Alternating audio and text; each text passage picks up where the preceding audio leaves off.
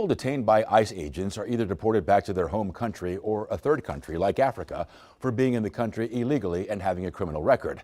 The case of one Cuban man is raising questions about the fraught deportation process. Our Christian De La Rosa with the story. This is me and my dad. Monica Mosquera felt it was cruel. Her dad was taken by ICE. A couple days before Father's Day. Mosquera says her father, Roberto, went for an annual check-in with immigration agents back in June and was taken into custody.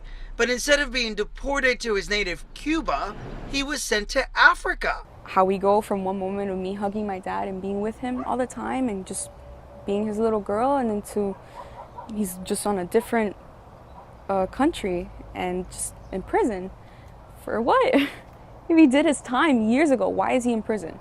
The 58-year-old is one of at least 5 men sent to a maximum security prison in the Kingdom of Eswatini over the summer, a small country in Africa criticized for alleged human rights abuses. The move, part of the Trump administration's third country deportation program.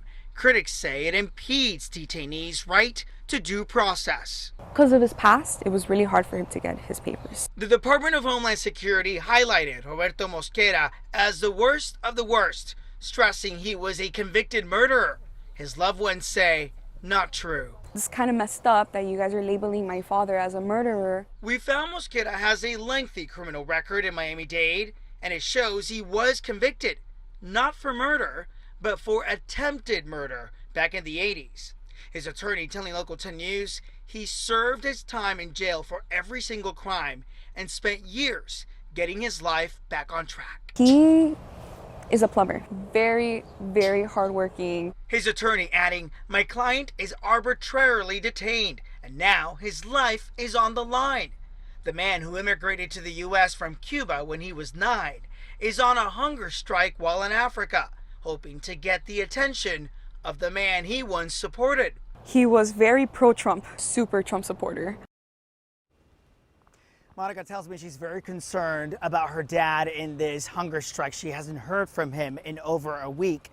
His attorney alleges not only is this against international law, she says the crux of the issue here is that you have a man in a prison on no charge, not to mention he's in Africa, so she's been virtually unable to meet with him one-on-one. Louis? Now, we can understand Monica's concern, but I have a question. Did DHS even try to deport him back to Cuba first?